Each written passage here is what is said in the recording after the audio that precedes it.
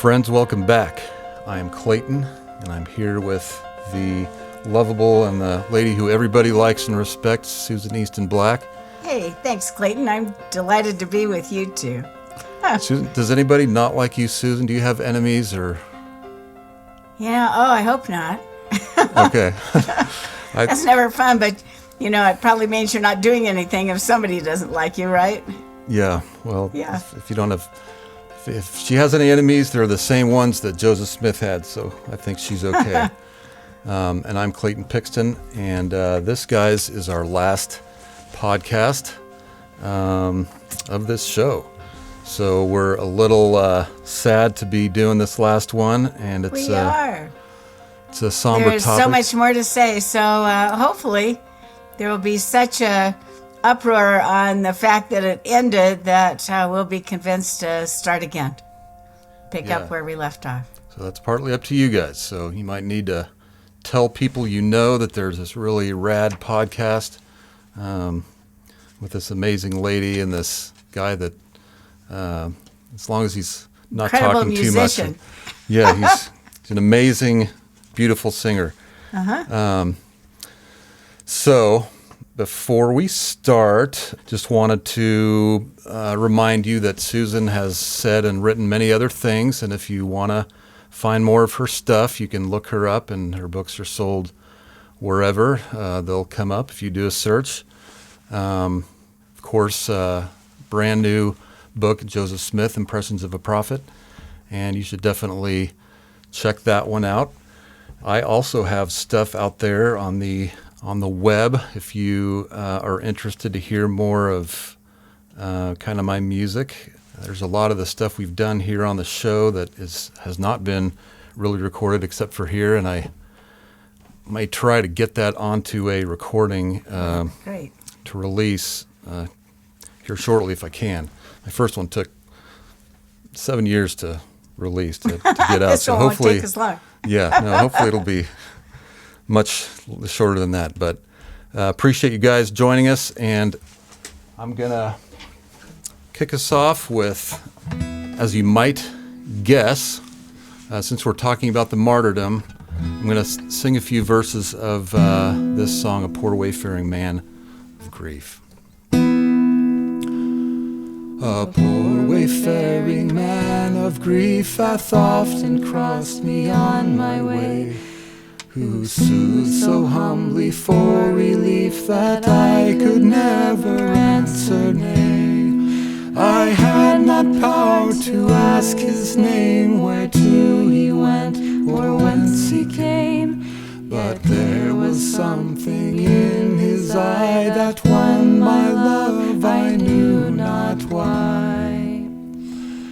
Once when my scanty meal was spread, he entered, not a word he spake. Just perishing for want of bread, I gave him all, he blessed it, brake and ate, but gave me part again. Mine was an angel's portion then, for while I fed with eager haste, the crust was manna to my taste. In prison I saw him next condemned to meet a traitor's doom at morn. The tide of lying tongues I stemmed, and honored him mid shame and scorn. My friendship's utmost zeal to try, he asked if I for him would die. The flesh was weak, my blood ran chill, but my free spirit cried, I will. Then in a moment to my view, the stranger started from disguise. The tokens in his hands I knew, the Savior stood before mine eyes. He spake and my poor name he named, of me thou hast not been ashamed. These deeds shall thy memorial be, fear not, thou didst them unto me.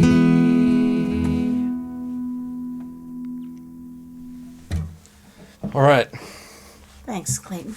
And I have to mention, I'm afraid people are going to get annoyed with me because I talk too much, but I have to mention that I read in the teachings of the prophet Susan how Joseph was talking to the Relief Society, and he was telling him how we need to love all people, even the ones who have departed the church, and even the all spectrums. And he said, we haven't forgiven them till 7 times 7. We haven't maybe even forgiven them once. So I don't know. I see Joseph Smith as a great servant of Jesus Christ, and that's kind of what he pointed us and is pointing us all to. So, all right, I'm good. So, Susan, please take us through the final few days of Joseph's life. All right. Today we're going to be talking about the martyrdom of Joseph and Hyrum Smith. We know that it occurred in Carthage Jail in a place called Carthage, Illinois. Momentary review. So how'd we get there? As our main focus will start the end of June 24th of 1844. We know, as we left off last time, Joseph Smith is a candidate for the U.S. presidency, that 10 members of the 12 are out there serving as political volunteers to put forward his campaign. We also learned last time that on June 7th, 1844, that the Nauvoo Expositor was published, and we know the results of that publication. The city council, with Joseph as a mayor, made the decision that the press and the type should then be destroyed. And with that, subsequently it led to the fire, total destruction then of the Nauvoo Expositor building. And at this point, we know that Joseph Smith has stood trial before 2 different judges there in Nauvoo. One was Aaron Johnson, a member of the Nauvoo High Council, a faithful Latter-day Saint. And the other man he stood in front of was a man named Daniel H. Wells. And both of these judges determined that Joseph Smith, Hyrum Smith, were not guilty then of the charges against them, that they had started, their actions had led to a riot on the street of Nauvoo, the destruction, eventually fire then set to the Nauvoo Expositor building. We also learned last time that on June 18th, Joseph Smith there by the Nauvoo house will raise his sword high, declare that Nauvoo is now under martial law, and that basically schools are over. The government as they had known it with him as a mayor, he's now the Lieutenant General of Nauvoo. We know that Nauvoo becomes a very closed town now, as visitors are not invited in. We know that a military escort came to take Joseph to Carthage at the behest then of the governor of Illinois, Thomas Ford, and for Joseph Smith, he escaped to Iowa. Now on June 24th, where we left off last time, we know that Joseph Smith, with his brother Hyrum, and actually several others, will now return to Nauvoo. As Joseph does so, he will bid farewell to his wife Emma. We get Hyrum has stopped by to bid farewell to his wife Mary Fielding Smith, and at this point Joseph and Hyrum are now ready to go to Carthage. So our date is June 24th. And as they do so, they're leaving Nauvoo. And as they leave Nauvoo, this beautiful picture of Al Rounds, they head up towards the bluff, and Joseph Smith will then say to a young Welshman, Dan Jones, that little do they know the troubles people will now face as a result of what they are doing. And Joseph indicating that he loves Nauvoo, he would give his life. Well, with that, Joseph, Hyrum, and actually about 40 friends now head off towards Carthage. They thought they would be there early in Carthage because they had left so early in the morning. They've got about 23 miles to go, but about 5 miles outside of Carthage, they are met by a military group who describe themselves as a military escort. And the escort will now turn everyone around to take them back to Nauvoo. So Joseph, Hyrum, their friends, now turn around, and what the military escort is insisting is that the Nauvoo Legion be disarmed. Now, you realize that just opens it up for the malcontents of Carthage and Warsaw to just come into the town, at will. But once Joseph has seen that the weapons owned by the state have been taken by the state, Joseph, Hyrum, and the others are now free to press on their way towards Carthage. When they arrive in Carthage... What do you mean about the weapons being taken from the state? So the Nauvoo Legion, because they are part of the state, overall military, they had received some weapons from the state there in Springfield, and all of those weapons are then to be taken from them. Okay. So it wasn't that they just had their own home weapons, but they had state ones. So at this point, Joseph, Hyrum, and others will now head back to Carthage. As they do so, they pass the main square in town.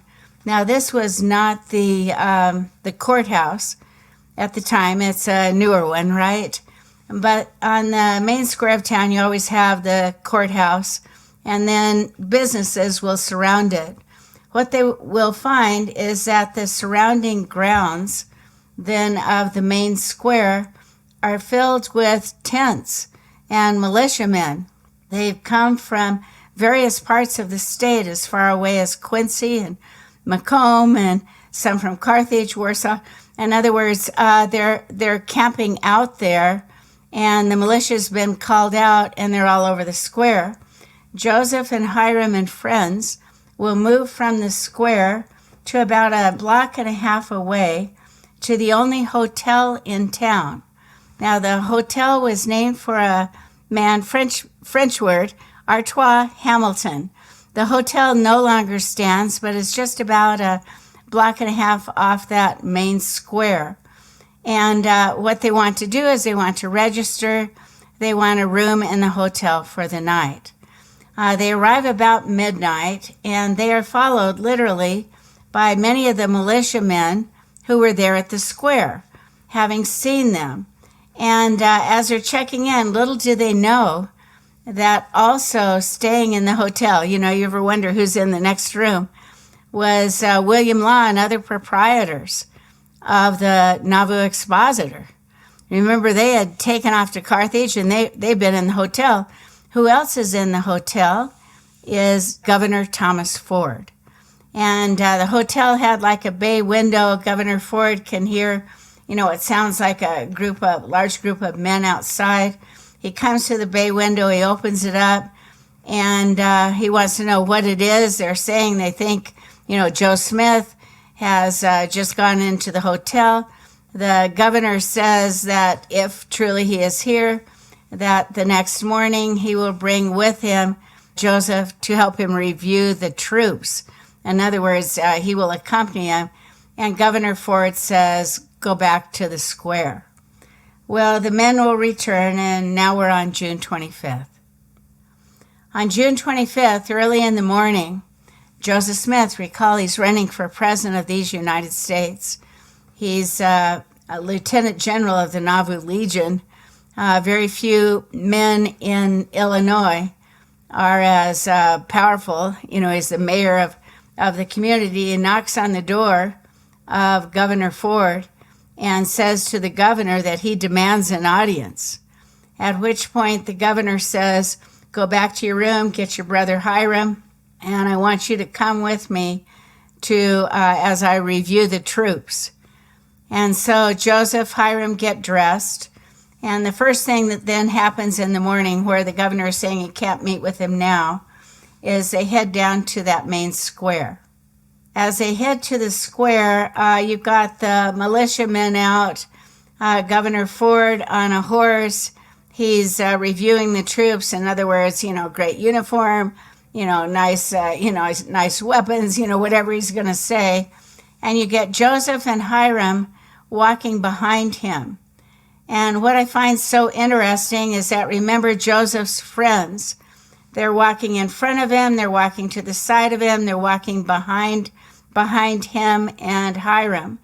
Back then, every man had a walking stick because the ground was not even. I mean, in our houses, grounds are even, walking on sidewalks, pretty even, streets. But back then it was not.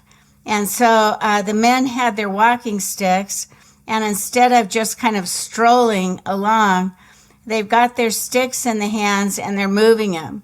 Now, one might say a stick is not a very good weapon unless it's in motion. And so what you've got is, as Joseph and Hyrum are walking around the square, it's almost like those on the square, it's like looking through a strobe light, trying to see, because you got the sticks going in the front and to the side and towards the back. Well, they make it around the square. As Joseph and Hyrum now leave the square, they go back to the hotel. Joseph now knocks on Governor Ford's room and wants to know, "Now, Governor, can we meet?" And the governor says yes, and Joseph said he just has one question. And the question is, he says he knows that his life and Hyrum's life, that they are fine unless Governor Ford leaves town.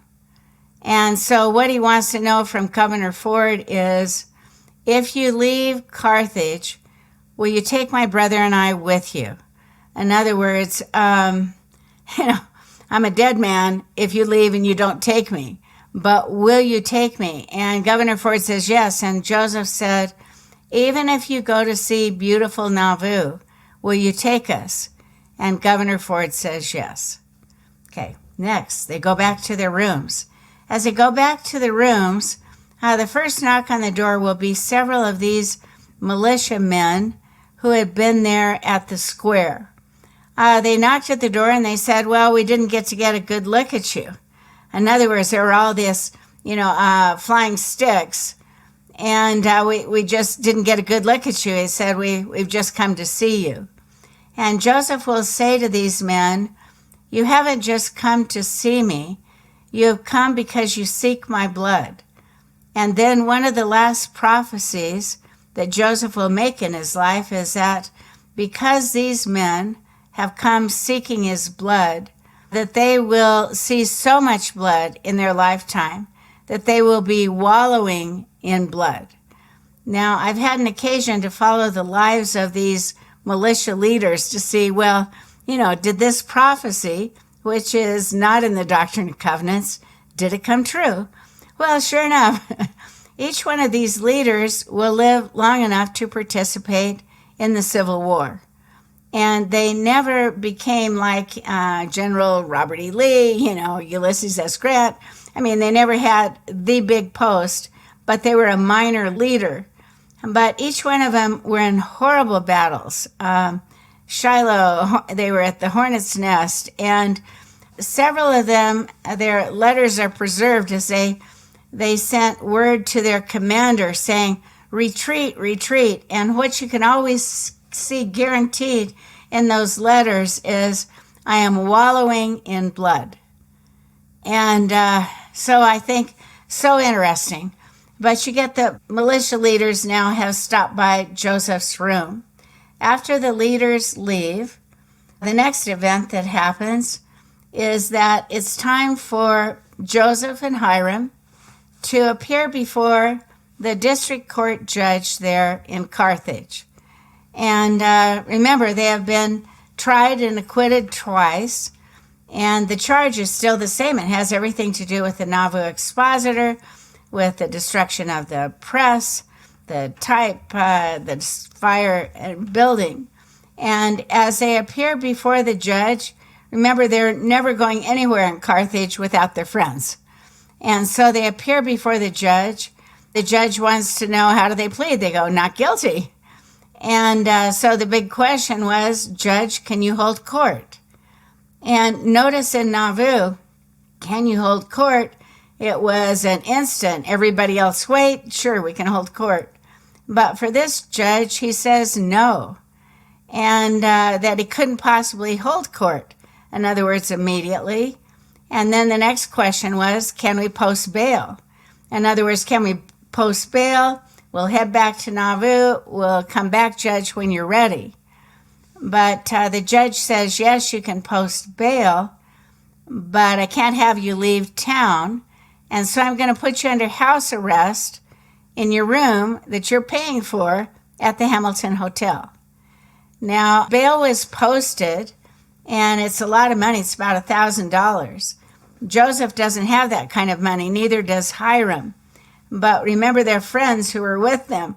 They're emptying their pockets. They posted the bail. And suddenly Joseph and Hyrum, that had gone to the court there, are now escorted, and will have an officer of the court then guarding outside of their room, and they're under house arrest as they return to the Hamilton Hotel. Now we're still the day of the 25th. The next thing that will happen is that while they're in their rooms, knock on the door, and they receive another arrest warrant. Now, this arrest warrant has nothing to do with the Nauvoo expositor. This arrest warrant is both men are charged with treason against the United States. Now, what is the greatest crime you can commit in our country? It is treason. Treason, it's like, if you're playing the old Monopoly game, do not go pass go, go directly to jail. And you'd say, why are they charged with treason? Well, recall Joseph Smith.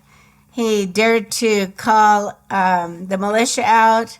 He dared to put Nauvoo under military law. Some will go so far as to say that they've heard both men talking about the little stone that's cut out without hands, rolling forth to fill the whole earth. When people are saying it's the United States, one day we'll go from sea to shining sea. They've been heard to say, no, it's the Church of Jesus Christ of Latter-day Saints. And with manifest destiny on the mind of so many in the United States, such talk, of course, was considered treasonous. Well, for no doubt the military reason is the one that probably sends them to jail. But suddenly they go from having been in court in the morning under house arrest at the Hamilton Hotel, and now they are escorted to the jail in town. The Carthage Jail, it's really the jailer's home, and a portion on the bottom floor you've got a debtor's cell, where at that time in the United States about 70,000 men were in debtor's cell, meaning that they didn't make good on the credit that they were given by storekeepers, and they were put in a debtor's cell until a family member or friend could post the money and they're out.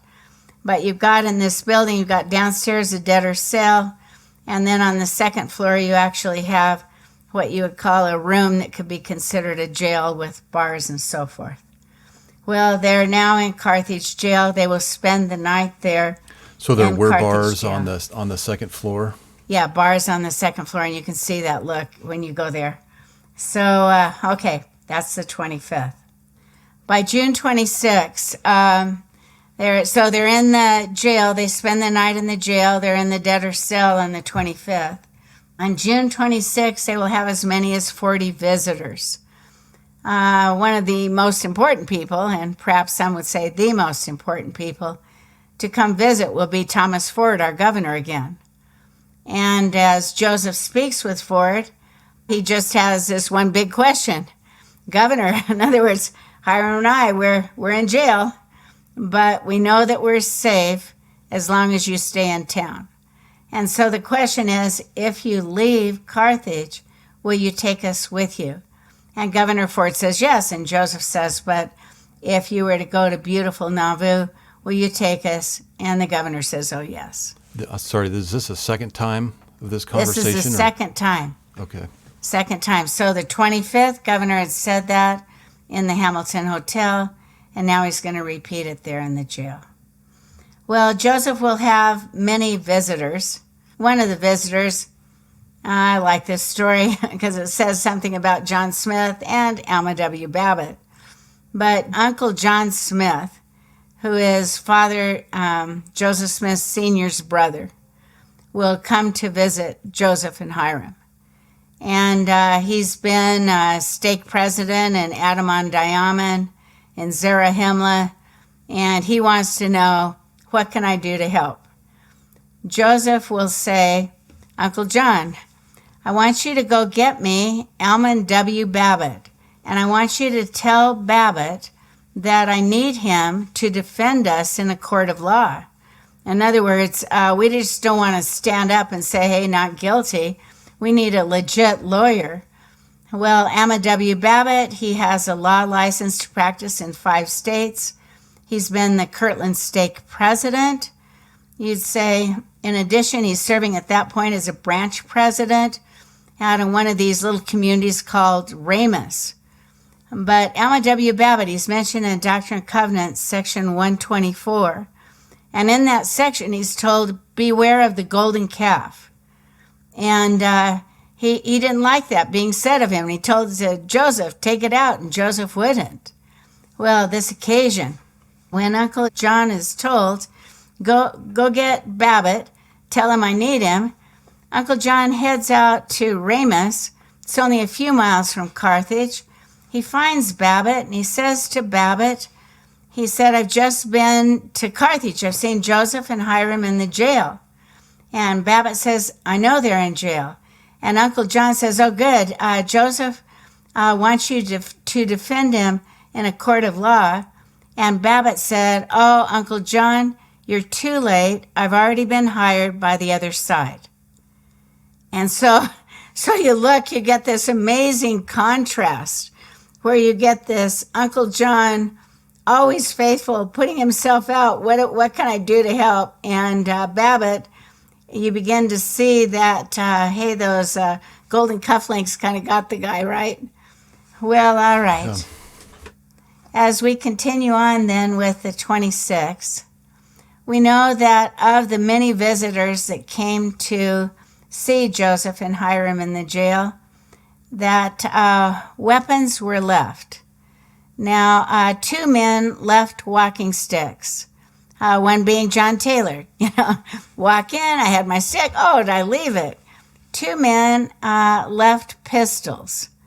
And so you'd say Joseph and Hyrum will take those weapons and they will hide them underneath a bed on the 2nd floor. And so you'd say, well, they've got at least some kind of defense if they are in real trouble. Well, as we move on, we are now June 27th, 1844. Early in the morning, runners come running to Joseph Smith, and they have a message for Joseph. The message for Joseph is Governor Thomas Ford has left Carthage, and he's on his way to Nauvoo. Now, you realize Governor Ford, he didn't shoot Joseph, but no question, he pulled the trigger by that action, right? And not just that, right? I mean, he didn't Dan Jones see him passing by. You'll be able to verify this. Maybe he passed by a bunch of guys in Nauvoo who already had their faces painted, and he didn't stop them. That sounds familiar? Yeah. No? So okay. Governor Ford, he's out of there. And you say, what's he doing around 5 when Joseph Smith is killed? And you'd say, he's spoken at the same place right outside the Nauvoo house where Joseph had raised his sword high and said, hey, under military law, he's spoken there. And around 5, he's being fed, being hosted by Emma there in the mansion house. And in his speech, doesn't he say, an atonement must be made and prepare yourselves for the emergency? Is that the something like that. About? Yeah. Yep. In other words, there's no question he knew that something was going to happen. But that's the big news of the morning. As the hours go on, with Governor Ford away, mobs can gather. In other words, the lawless can't gather when you've got the governor and his elite troops, and the governor at his disposal, all these militiamen at the square. But suddenly a group of men now begin to gather outside the jail. As they do so, we say, well, what else is going on? And you'd say Joseph's had many visitors in the morning. About 1 o'clock in the afternoon, as the jailer looks out and sees so many men, 100 to almost 200 or so, begin to gather outside, you'd look and you'd say, well, who are the last two visitors that are then visiting Joseph and Hyrum? And I think it's so interesting.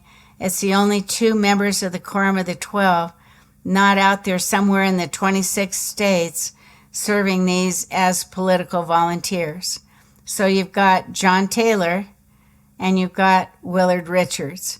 And at this point, the jailer's saying to Joseph and Hyrum, I think you'll be safer in the upstairs. In other words, head up to the bedroom. I think you're going to be safer.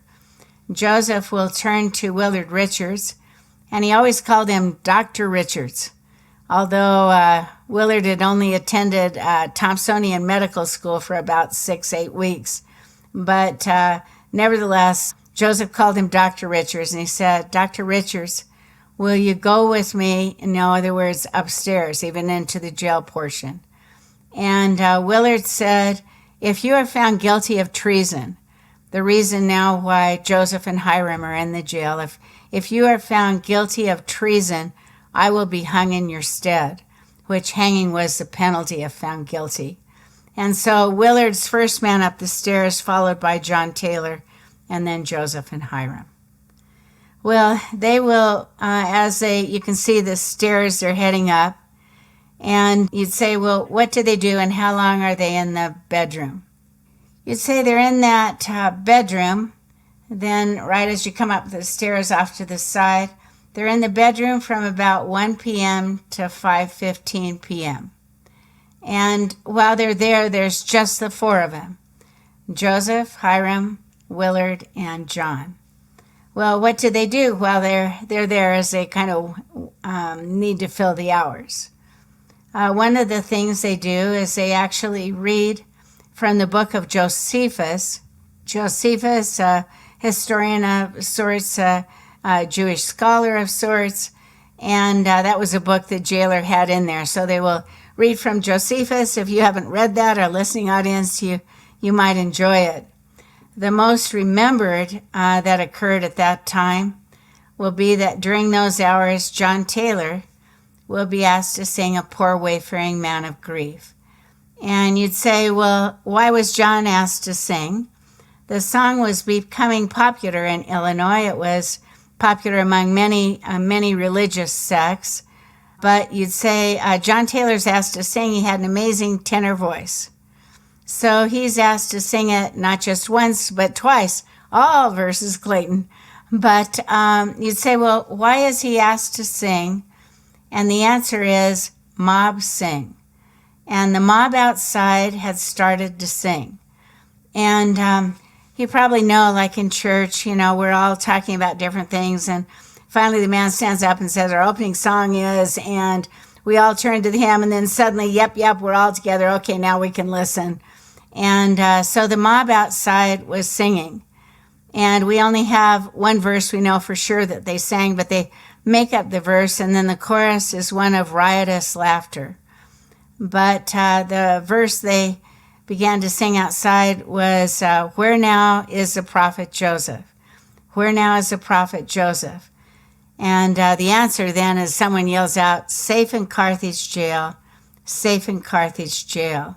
And then you get this riotous chorus. And if you decide to do it, Clayton, it goes to the tune of Little Hebrew Children. But so why is John Taylor asked to sing? It's to calm the mood. Why else? Once the men sing, they begin to cover themselves with black paint. Now, a bucket of black paint is no more than gunpowder put in water.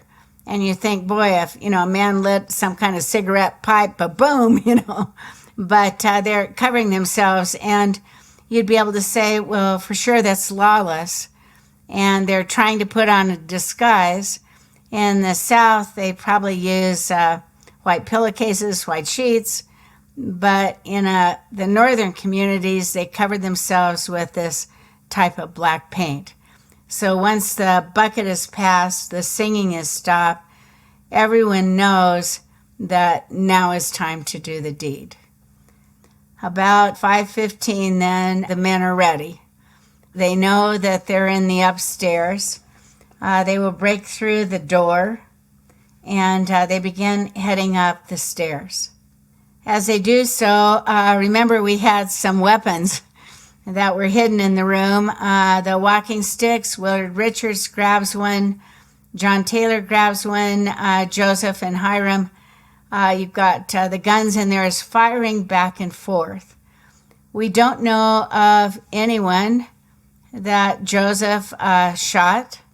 Hyrum perhaps too if he had a gun. But you'd say we do know who is the first to be shot in the room. The first to be shot will be Hyrum. This is one of Liz Swindle's paintings.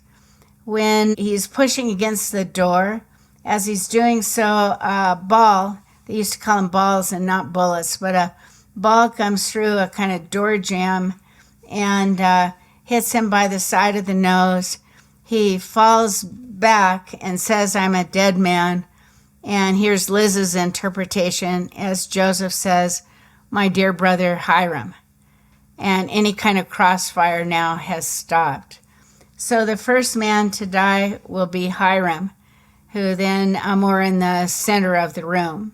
So the shooting stops at that point. Well, the shooting from inside. you say Joseph, our side now is stopped. Oh, from our side. Right, but you get Willard Richards is more in a position to knock down the ends of the guns so the bullets are not flying up. We then look at who is the next to be shot. The next to be shot will be John Taylor. John Taylor has a plan. His plan is to cross the room, jump outside the open window, and go for help. He knows that there are, many men that have been called as almost like public affairs missionaries. Recall that their sons have been sent through the United States trying to find the 12. Well, their fathers, many of them, are in Carthage. And so John Taylor has a plan, what he sees himself doing. As he crosses the room, John Taylor is hit 4 times. Once in the hip, once in the left leg, one in his wrist, one in his hand. Some will say that his life was preserved by a watch he had in his pocket, and that, the bullet aimed for his heart had gone through it. Others will say, no, as John Taylor was being hit, that he fell against some kind of a window jamb. But after John has been hit do we know if he was shot from inside the house or from outside the window?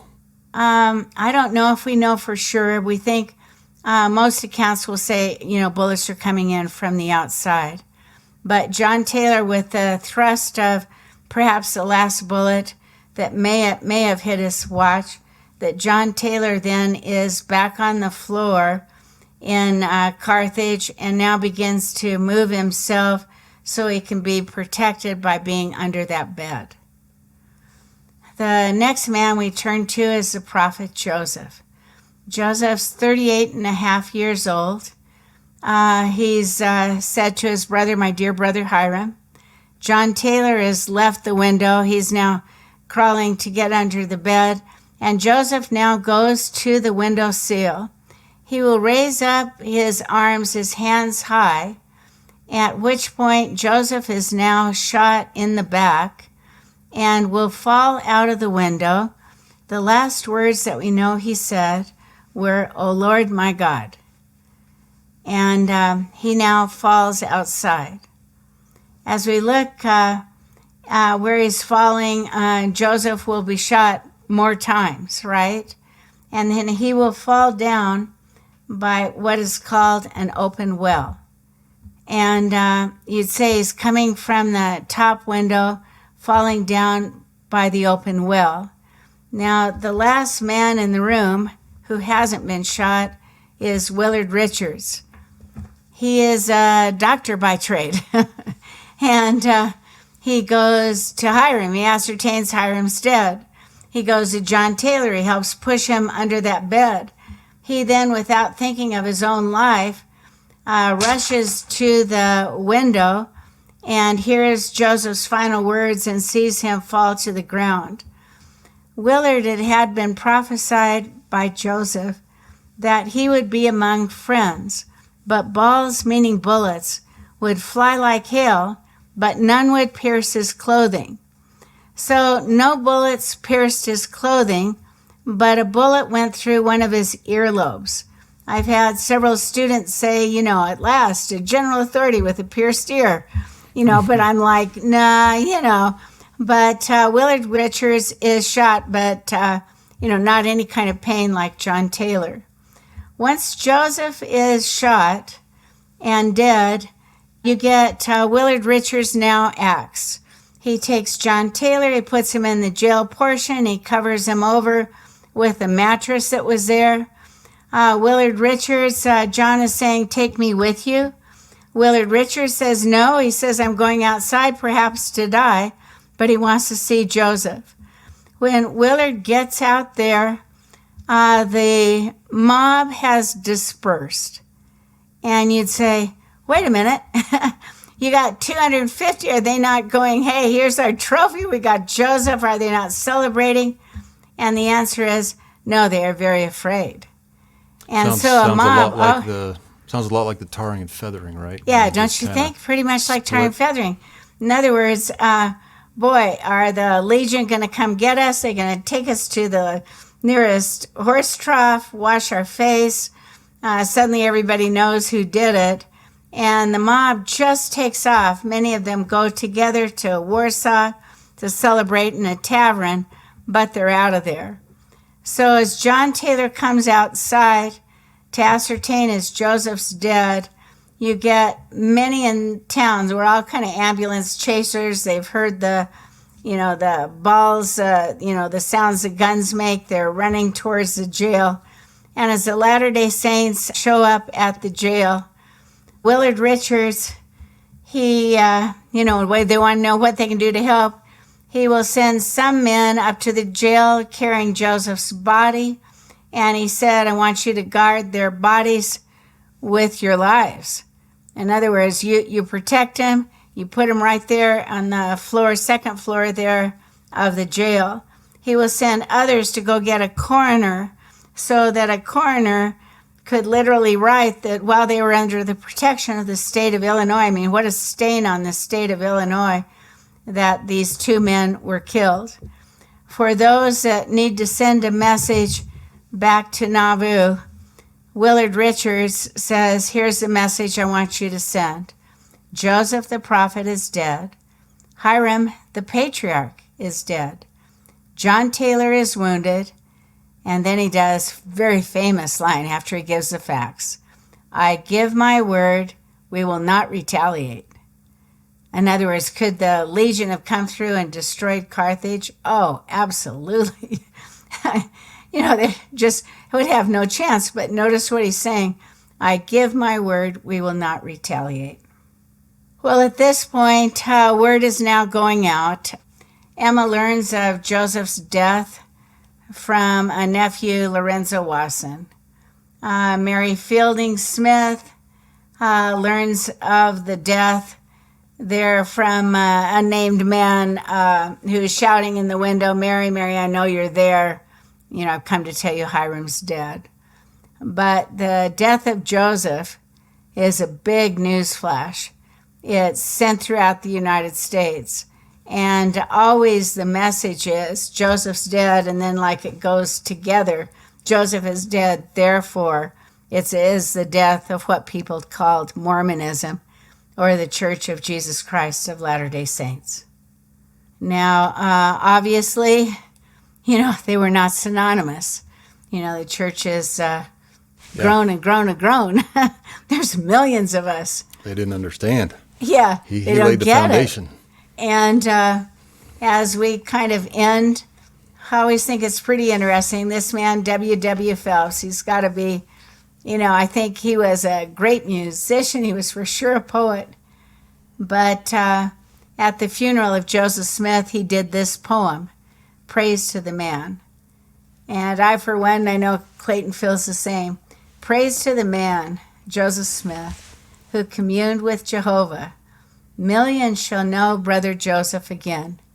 And I'm so grateful to be one of those millions. And, I hope our listening, viewing audience feels the same. Praise to the man who did commune with Jehovah. Millions shall know that man again. And it's a privilege for me to bear testimony alongside you, Susan, and super privilege. I don't deserve it really, but I'm just grateful to be here. Grateful for you guys bearing with us, especially me, I guess. But me too. And we've done our best. At least I have, Susan. You've done your best, right? I sure It's tried. safe to say, yeah. So Yeah. I'm sure it hasn't been perfect, but we hope you've learned some good things about the prophet Joseph Smith, and who was called to lay the foundation of what the kingdom of God on earth in the latter days. Yeah. And that's just the foundation, right? It's still living and breathing, Still moving forward. and I actually have a testimony of the prophet Brigham Young and how he was also called as a prophet, and he took on the mantle of the prophet, and then that mantle passed on and exists today on the earth. So, all right, I'll give you a little taste of this song that William W. Phelps wrote to an existing tune. You may have heard the tune elsewhere, but I don't know if I can think of a better set of words to put to it. So here we go. Praise to the man who communed with Jehovah, Jesus anointed that prophet and seer. Blessed to open the last dispensation, kings shall extol him and nations revere. Praise to his memory, he died as a martyr, honored and blessed be his ever great name. Long shall his blood, which was shed by assassins, bleed unto heaven while the earth lauds his fame. Hail to the prophet ascended to heaven, traitors and tyrants now fight him in vain. Mingling with gods he can plan for his brethren, death cannot conquer the hero again. Great is his glory and endless his priesthood, ever and ever the keys he will hold. Faithful and true he will enter his kingdom, crowned in the midst of the prophets of old. Sacrifice brings forth the blessings of heaven, earth must atone for the blood of that man. Wake up the world for the conflict of justice, millions shall know Brother Joseph again. Hail to the prophet ascended to heaven, traitors and tyrants now fight him in vain. Mingling with gods he can plan for his brethren, death cannot conquer the hero again. All right, that was it. My last hurrah. I loved it. Guys, thanks again for being with us. Thank you. I don't think I have to say again, I'm fuzzy, that I have a testimony of Joseph Smith and his prophetic calling. And hope you guys have gained from this, like we've said, and that's where I'm going to leave it. Susan, please say something. Okay, well, who would guess? My student, Clayton Pixton, turned out so great. Thanks, Clayton, for remembering me all these years later, and thanks for giving me a chance to bear my testimony once again. I so appreciate it. You're very welcome. I attribute God to that in part, Susan, giving me the idea. I don't think it was all mine, but yeah, guys, it's been real. It's been good. It's been great. Thank you. Maybe we'll meet again. We'll see. I hope so. All right. Bye.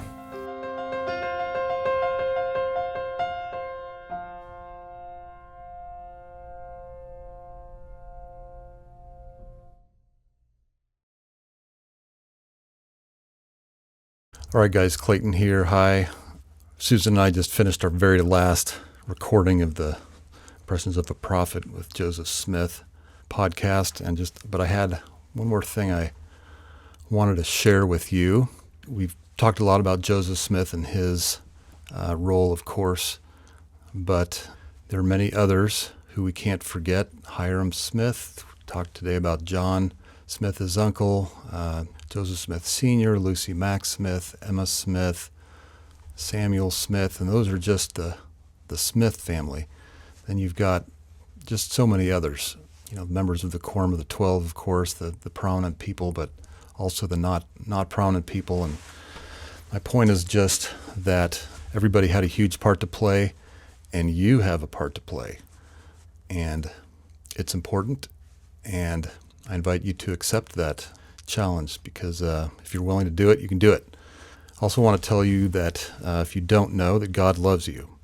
He knows you perfectly, and He's pulling for you. He is always there to help you come to Him and be happy and progress. And even if you're in a tough spot, if you've got things you're trying to kick or overcome, you can't seem to, that stuff can be hard. It can take years. Some people don't manage to overcome certain things in this life, but you can. And if you try and you come unto God, you will. Yeah, that's kind of all I wanted to say. So again, thanks for everything, and be well.